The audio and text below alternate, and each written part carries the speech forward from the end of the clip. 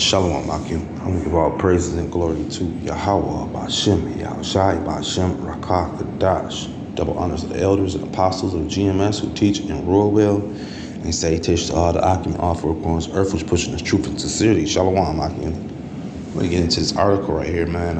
It says this was a veterinarian. He was also a dog show judge charged with child porn. Plan to assault unborn son.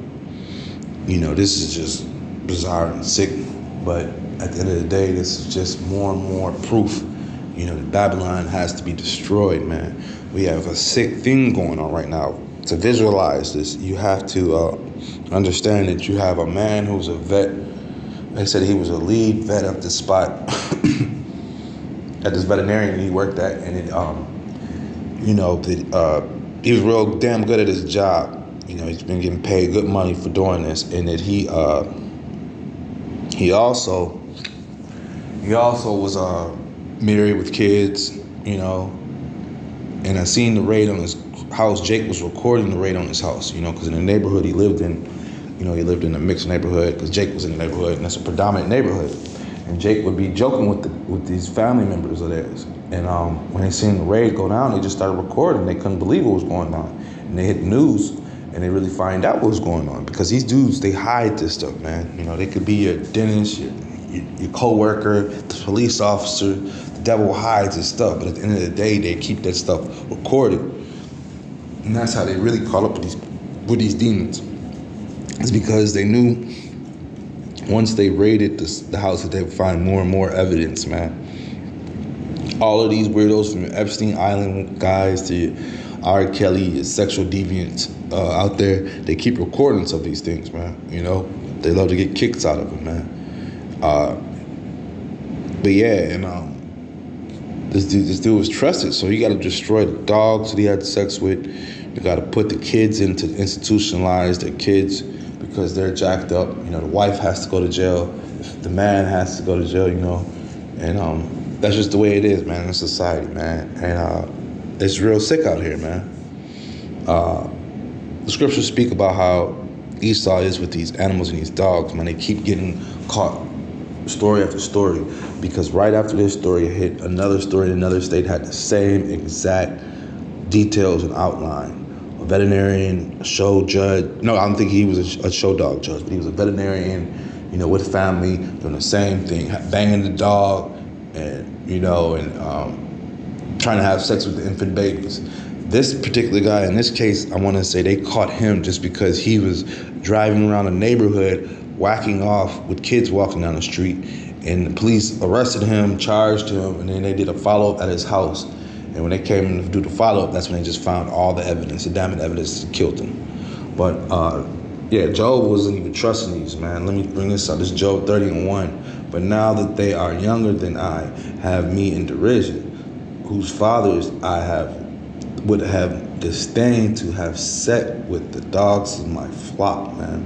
You know, so Job wasn't even playing to the fact that he wouldn't even have them around. He would reject them, refuse them to be around, man, because Esau has a track record of having sex with the animals, man, bestiality. And our people follow behind them too in some of these rural areas. I find out about those situations. You know, you lean to the left side, you know, in this wicked ass queendom, you know. But yeah, Esau just has a straight track record, and he does not mind, banging out the dogs, man. Who let the dogs out? Who let the dogs in? You know, Esau. But he has a track record of it. So, you know, when you hear stories of this when I was younger, I would hear stories about Esau jamming objects and animals into his butt, like gerbils and stuff like that. And now that I get older and read this truth and getting farther and farther in this truth, we find out that, yeah, they really were doing this stuff, man. This is a wicked man, man. You know, these stories are not too far-fetched, man. They have a sexual appetite like none other, man. And our people want to follow behind it. The Karzais run the porn industry, you know. And the porn industry is right now out of control. I mean, you know, you can basically pull up any phone, pull up anything, man. Kids can watch it anywhere, man. You know, this is it's more accessible as well, man. So, and he gets paid from that, man. You know, he gets paid from these things, man. And at the end of the day, you know, we're here to point those things out, man. You know, this is Psalm 73:3. For I was envious at the foolish when I saw the prosperity of the wicked, man. You know, and this guy, he was a vet, he was doing good, you know, living in a good house, you know. But at the end of the day, man, he was wicked, man. And you know, and those dogs, his family dogs, they gotta be put down, man. You know, you can't keep those dogs alive. He had some Great Danes, man. They were coming out the house, man. I be feeling for the animals, man, you know. But, you know, us being in this truth, we know, you know, they'll come back, you know. And this is not a righteous kingdom, so it's a lot of wickedness going on. So we don't know what these animals got, man. You know, we just got to deal with them accordingly, man, you know. But, yeah, so we can't be foolish. We can't be envious just because these devils, you know, they got it right now. They're in control. They have the wealth. They have the goods. They're the top teachers and everything. And like this dude, he was a top veterinarian in his position.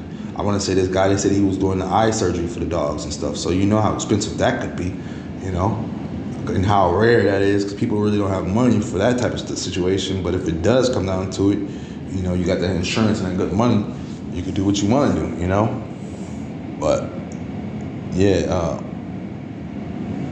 let me bring this out. This is Isaiah 3:11. Woe unto the wicked, it shall be ill with him, for the reward of his hands shall be given him.